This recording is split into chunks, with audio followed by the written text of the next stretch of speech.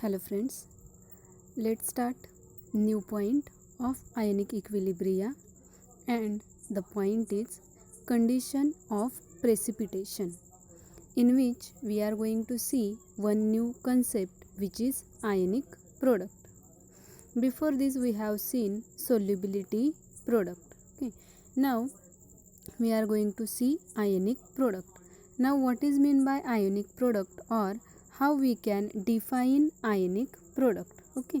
Now in the same way as we have defined the solubility product, ionic product is also the product of concentration of ions, each raised to a power specified by its stoichiometric coefficient in solution of a salt under any condition. Okay. Ionic product is also product of concentration of ions, but here the power is raised specified by its stoichiometric coefficient. Okay, now we will see, while solving the numericals you will get the idea what is the power or how we can write the power in ionic product. For the precipitation, now we have seen whenever we are doing the experiments, sometimes we are getting a solid formation at the bottom of the test tube. Okay, now how this precipitation formation occurs, or how this precipitate gets formed, what is the condition for that, and why sometimes we are not getting precipitate. Okay, so for this we have to compare the solubility product and ionic product. Okay, now see, now what is the main difference between KSP and ionic product? Now KSP contains only equilibrium concentrations, that means solubility product is nothing but the product of concentration at equilibrium concentration, but for the ionization product it is not necessary, the reaction is at equilibrium. Okay, but see, now we are going to see conditions for precipitation, that means when we will get the precipitate and when we will not get the precipitate. Okay, and the first condition is that if ionic product is equal to solubility product. Before we have seen solubility product is denoted by KSP. Now ionic product is denoted by IP. Ionic, P product, ionic product. First condition is IP is equal to KSP, that is the ionic product is equal to solubility product. Okay, now when the ionic product is equal to solubility product, the solution of saturated and solubility equilibrium exists, that means the solution is saturated, that is there will not be any salt present in a solution, all salt get dissolved, and solubility exists equilibrium. Okay, second one is that ionization product is greater than solubility product. Okay, that means when the ionization product is greater than the solubility product, that is the solution is super saturated, that means it contains the maximum amount of salt at the bottom of the test tube. Okay, and hence the precipitation of compound is occur. Now saturated we have seen, super saturated. Now saturated means what?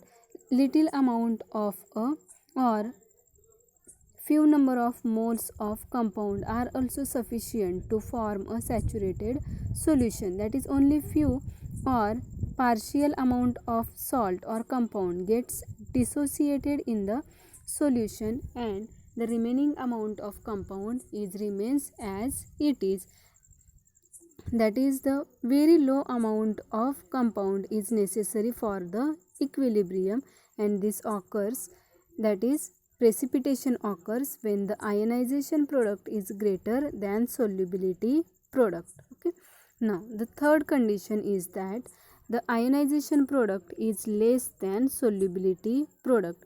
When the ionization product is less than the solubility product, the precipitation will not occur and the solution is unsaturated solution. Now don't be confused here, saturated and unsaturated.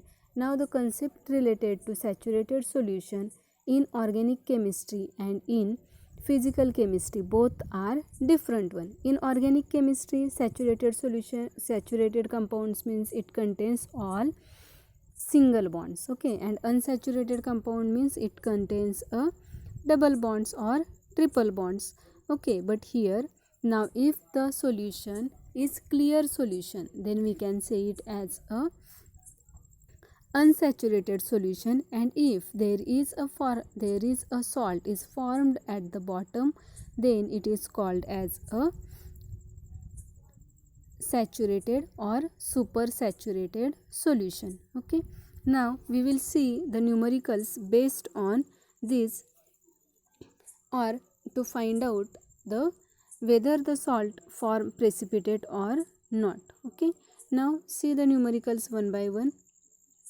First numerical, we have given a solution is prepared by mixing of equal volume of 0.1 molar MgCl2 means magnesium chloride and 0.3 molar Na2C2O4 means sodium oxalate at 293 Kelvin, okay. And what question we have asked? Would MgC2O4 precipitate out, that means whether the salt will form or not, okay. And second one is KSP of MgC2O4, that is magnesium oxalate at 293 Kelvin is 8.56 into 10 to power minus 5, okay. Let's see once again what we have given, okay. So what we have given, concentrations of MgCl2 and concentration of sodium oxalate, okay. So first one, upon write down in given, what concentration of Mg2 plus is 0.1 molar and concentration of sodium oxalate is 0.3 molar, okay. Now what we have to remember here, now see, the solution is prepared by equal mixing, okay, mixing of equal volume of magnesium chloride and sodium oxalate, okay. That means we have taken 25 ml of MgCl2, okay, and 25 ml of Na2C2O4, okay. And by mixing of this we will get 50 ml of solution, okay. And as the volume of solution is doubled, concentration of MgCl2 and sodium oxalate get reduced to half, okay. Therefore the concentration of Mg2 plus is 0.1 divided by 2 and will get the answer 0.01 molar solution, that is 0.05 mole per liter, okay. In the same way we can calculate the concentration of oxalate ion. Previously what was the concentration? 0.3 molar, and therefore 0.3 molar divided by 2 is equal to 0.15 molar, or we can write 0.15 mole per liter, okay. Now write down the equilibrium reaction for the mixing. Now instead of whole reaction MgCl2 plus Na2C2O4, we have only written here Mg2 plus and C2O4 minus ion. It forms MgC2O4. If you want, you can write in this way also, MgCl2 plus Na2C2O4, okay. Now which form is getting formed? Magnesium chromate, will be formed. Okay, so remaining ions will combine to form the another, that is 2Na and 2Cl minus, that means twice of NaCl plus MgC2O4. This will be the reaction for the equilibrium. Okay, now let's continue to numerical. Okay, now first one upon write down. Ionic product is equal to product of concentration of constituent ions. Now what are the constituent ions? Mg 2 plus and C2O4 2 minus. Therefore write down equation IP, ionization product, is equal to concentration of Mg 2 plus into concentration of C2O4 2 minus, that is oxalate ion. Okay, and what concentration we have prepared? 0.05 mole into 0.15 molar. Okay, therefore IP is equal to 0.05 into 0.15 and you will get the answer 0.0075, and you can convert it into 10 to power by shifting a decimal point. So we will get IP is equal to 7.5 into 10 to power minus 3. Okay, and what value we have given for the KSP? We have given KSP is equal to 8.56 into 10 to power minus 5. Okay, now come to our three conditions, whether the IP is equal to KIP is equal to KSP or IP is greater than KSP or IP is less than KSP. Okay, now find out which condition this solution will satisfy. Now here IP, what is the value of IP? IP it is 7.5 into 10 to power minus 3. IP is equal to 7.5 into 10 to power minus 3 compared to 8.56 into 10 to power minus 5. Okay, so IP here 10 to power minus 3, 10 to power minus 5, 10 to power minus 3, smaller is the minus power, higher will be the value, and therefore IP, that is 7.5 into 10 to power minus 3 is greater than 8.56 into 10 to power minus 5, and therefore IP is greater than KSP. Okay, and as the ionic product is greater than KSP, as the ionic product is greater than KSP, precipitation will occur or precipitation will takes place. Okay, now let's go to the next numerical. The solubility product of AgBr. So we have given KSP for silver bromide equal to is 5.2 into 10 to power minus 13. Okay, and calculate its solubility in mole per decimeter cube and gram per decimeter cube. Okay, and molar mass of silver bromide is 187.8 gram per mole. Okay, so first one upon write down what is given in numerical. Okay, so what we have given here, KSP for AgBr is 5.2 into 10 to power minus 13. Okay, and molar mass of AgBr is 187.8 gram per mole. Okay, so first one upon write down the solubility equilibrium for silver bromide. Okay, so silver bromide in solid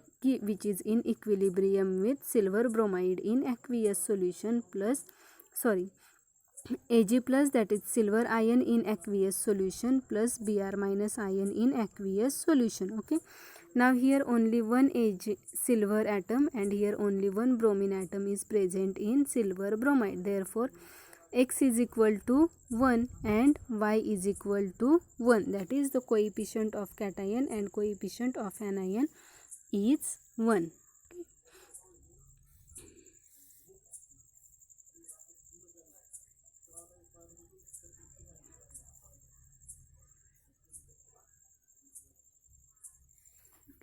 Now write down equation for the KSP is equal to concentration of Ag plus into concentration of Br minus. Okay, so concentration of Ag plus 1 into S, concentration of Br minus 1 into S, therefore S into S, S square, therefore KSP is equal to S square. Okay, we have given the value of KSP which is equal to 5.2.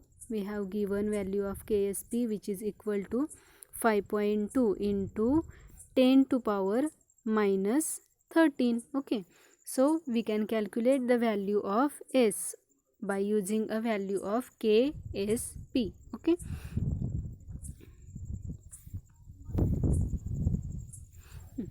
therefore now take a square root of solubility. S is equal to square root of KSP, that is you can write here also by taking a root. S is equal to square root of KSP. Okay, so S is equal to, now put the value of KSP in the equation, under root 5.2 into 10 to power minus 13. Okay, therefore S is equal to 52 into 10 to power minus 14. Now we want here any even number to take a square root of 10 to power term. Okay, and therefore we had multiplied here 5.2 and 10 to power we have multiplied as well as divide by 10 to 5.2. therefore 5.2 into 10 will get 5.2 into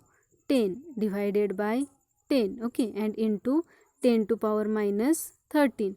Now 5.2 into 10 we will get 52, and 10 to power minus 13 divided by 10 we will get 10 to power minus 14. Okay, now this 10 to power minus 14 we can take square root of 10 to power minus 14, that is 10 to power minus 7. Okay, so the square root of 10 to power minus 14 is 10 to power minus 7. That means if you written like this, 10 to power minus 7 power 2. Okay, and by under root this term will get cancelled and we will get the answer only 10 to power minus 7. Therefore here 10 to power minus 7, and by using a table you can take the square root of 52 which is 7.211. Okay, now here we have used the concentration in molar term, that is therefore the unit of solubility is 7.2 into 10 to power minus 7 mole per decimeter cube. Now we had calculate here the solubility in mole per decimeter cube. Now we have to calculate the solubility in gram per decimeter cube. We have given the molar mass of silver bromide which is 187.8.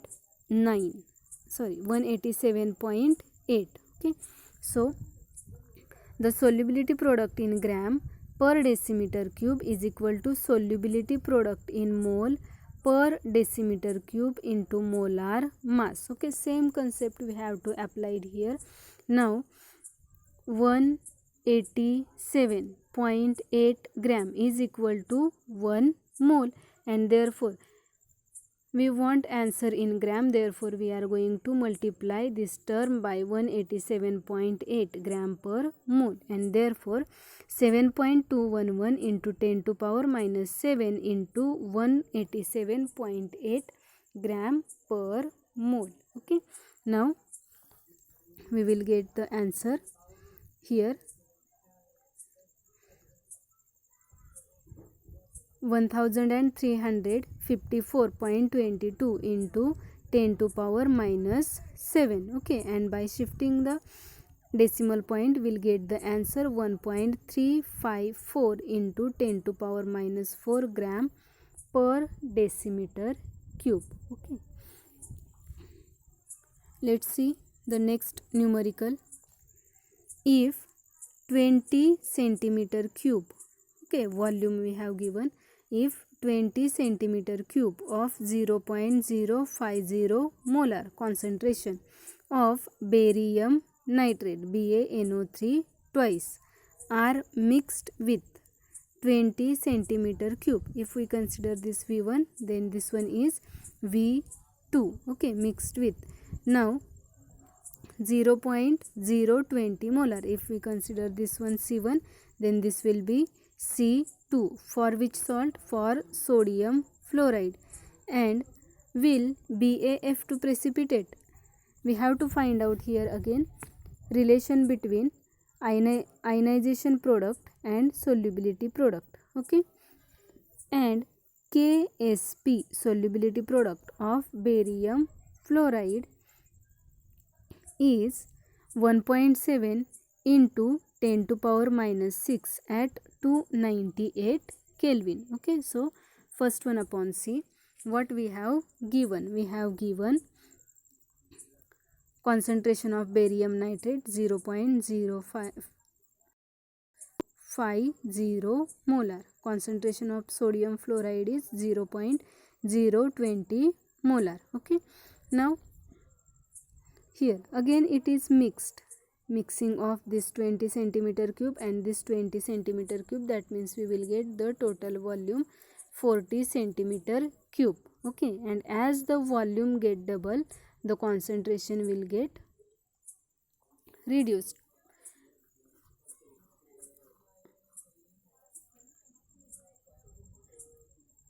Okay, so therefore,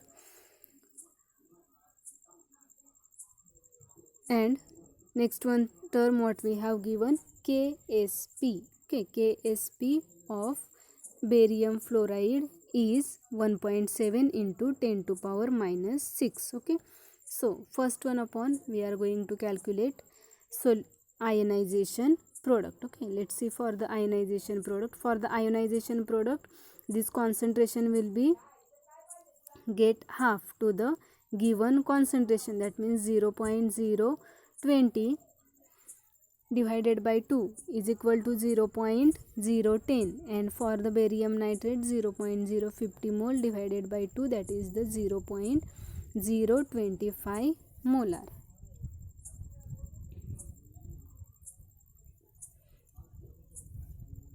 Okay, see, the total volume of solution is 20 plus 20, that is 40 centimeter cube. Therefore, the concentration of barium nitrate get half. Therefore, the concentration of sodium fluoride also get half, that is 0.020 divided by 2 will get the concentration. Now, the concentration of barium 2 plus is 0.025 and the concentration of fluoride ion is 0.010 molar, and hence the ionic product of BaF2. Now the ionic product of BaF2 is equal to concentration of Ba2 plus into concentration of F minus raised to power 2, because it contains the 2 fluorine atom. Y is equal to 2. Therefore, F minus raised to 2. Therefore, 0.010 raised to 2. Okay. Now, see, 0.025 into 0.000100. We'll get the answer 0.025 into 1 into 10 to power minus 4, that is 25 into 10 to power minus 2 into 10 to power minus 4, that is ionization product will be 2.5 into 10 to power minus 6. Okay, now compare the ionic product and solubility product. Okay, now here 10 to power minus 6, 10 to power minus 6 is same, therefore compare the 1.7 and 2.5. Now here 2.5 is greater than 1.7, therefore ionization product is greater than KSP. Okay, and whenever the ionization product is greater than KSP, precipitation will occur, and therefore ionic product in the solution is greater than the KSP, hence the BaF2 will precipitate from the solution. Okay, now this was the numericals based on ionization product and solubility product or related to precipitation of salts. Okay, if you found this video is useful for you, then like, share and subscribe. Thank you.